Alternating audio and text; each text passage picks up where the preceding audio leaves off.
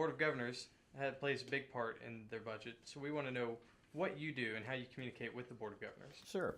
Well, the budget process is really, in terms of its relationship to the Board of Governors, is generally around additions to our existing budget and then on some occasions decreases to our budget.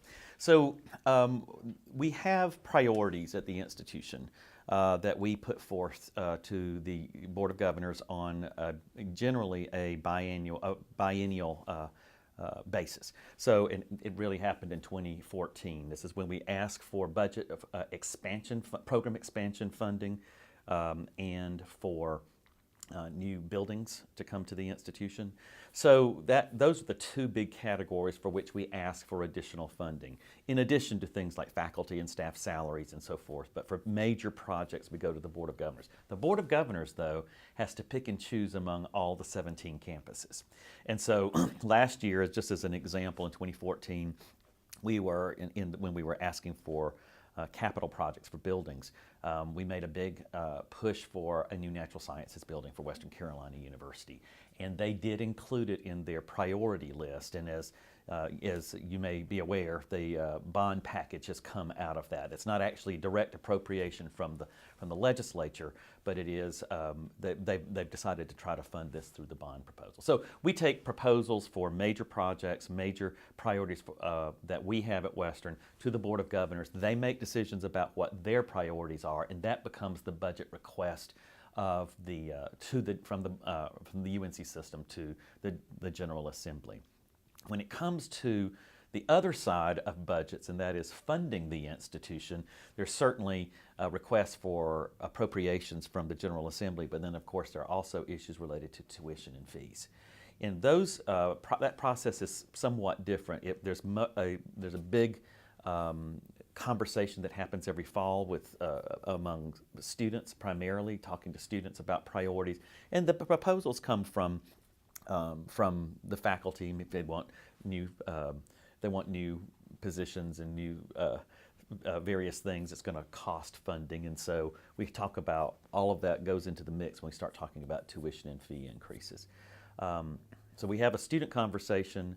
The Board of Trustees is really the final decision maker on our campus. I mean, I have to make the recommendation to them for tuition and fee increases, and then whatever they bless, then we take on to the Board of Governors for their eventual approval.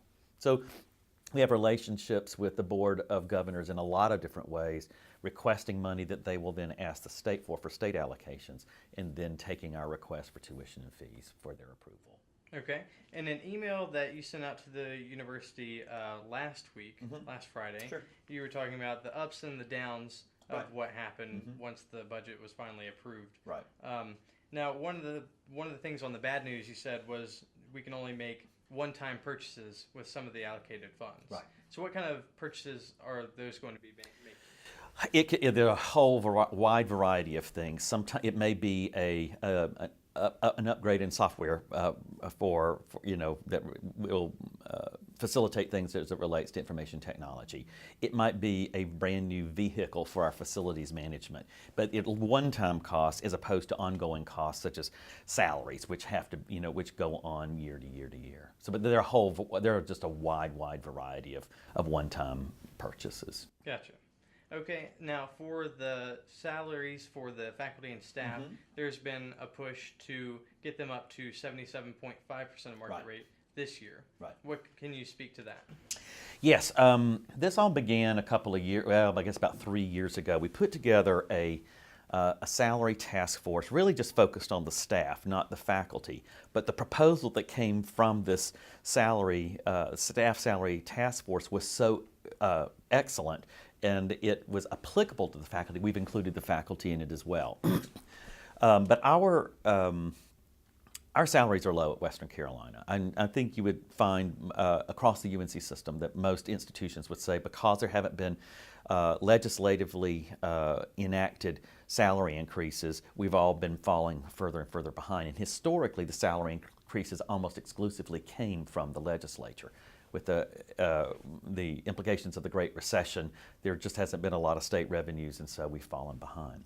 So we made a conscious decision based on the recommendations of the salary task force 3 years ago that we would start setting a floor, and we would pay no one under that. It's not a dollar figure; it's percent of market. And so for every position on campus, there is a market analysis that we essentially do. We know what it takes, for example, what 100% of market, so the 100% of market value is for an athletic director as opposed to, say, a College of Business faculty member, as opposed to someone who works in housekeeping. So we have, and there are all of these different markets. We decided we would try to begin to raise the floor gradually over time with the ultimate goal, long range, it's going to take a while to get to that 100%. So our first, so far this will be the third year of it, and we've been able to do it every single time. We first hit 72.5%, then last year was 75%, and this year 77.5%. So we didn't get a lot of recurring funding this year, but salaries is so important to us that we said we were going to make good on that target goal of raising the floor to 77.5. As you can imagine, that doesn't impact everybody because some people are making salaries that are above 77.5, but gradually we hope to keep whittling away at it on an annual basis to try to approach 100% of market for all of our faculty and staff. So if you set a price target range or percentage range for the next year, and say you don't have the funds to meet that target, then what happens? We just won't be able to do it. And the problem with that is not only the fact that we won't have the funding to make that happen, which means it's sort of a year lag, but prices are going up. The markets aren't immovable either. The market rates keep going up for all these positions. And so anytime we can't take the step, then we actually are falling behind. So, I mean, so far we've been able to do it. It's one of our focuses for every year. We'll see if there's recurring funding that can make that happen.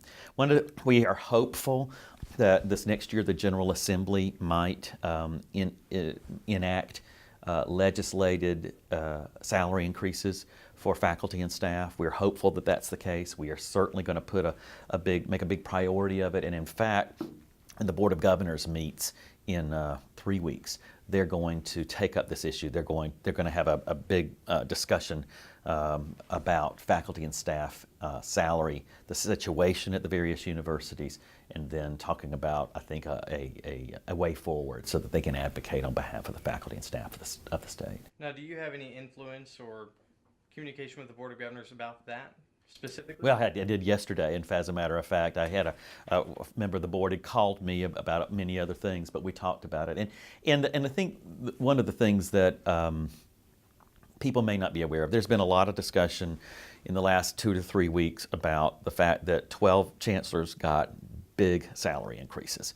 This is something that the Board of Governors has been working on for a while. They had looked at chancellor salaries, and they were low, even though they're very good salaries, they were lower than in other states. And so what they want to do is be able to attract and retain the very best chancellors.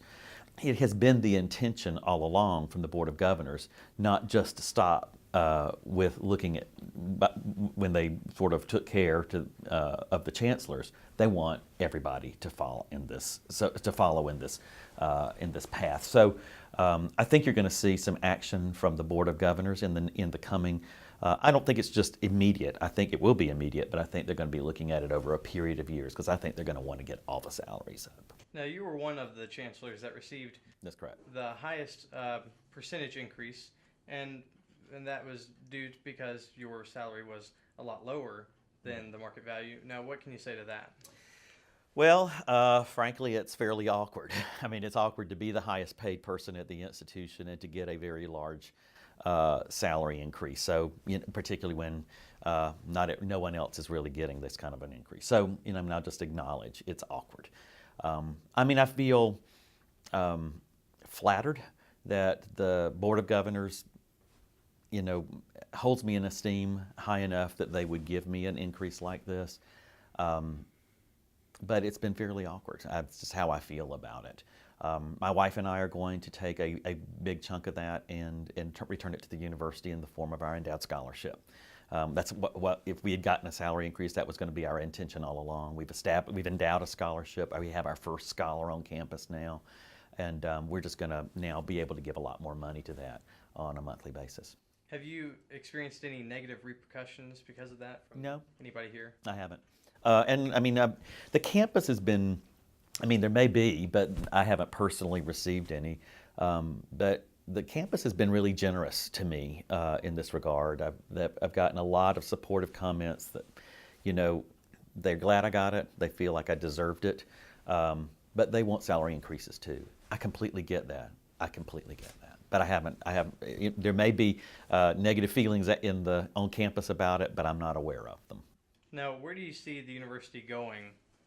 Just overall, what's your vision for the university? We will see continued growth at the university, continued growth of student enrollment.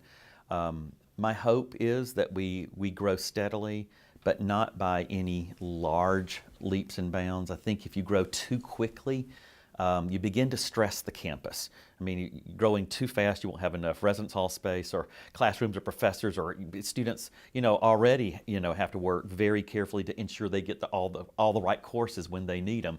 And if you suddenly grow by 1,000 students, I mean, it becomes a seriously complicating feature. And that, in fact, eventually hurts the university. So I think what's best for Western Carolina is to grow, but to grow in a steady way that's predictable so that we can accommodate and build the infrastructure. And I'm not talking about just buildings, which is part of it, but also ensuring that we have enough classes and enough faculty to accommodate the student body. So I think we'll see growth.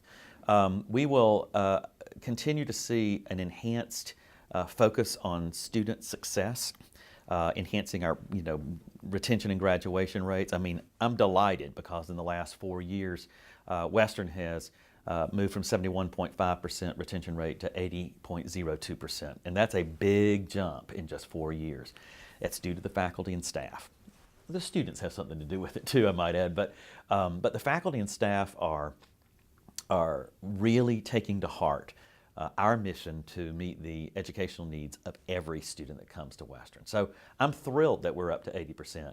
Now that we're at 80, I want to go higher. And so I think we're going to be continuing to look for ways to meet the needs of students so that they can succeed. Students don't come to Western Carolina University to fail.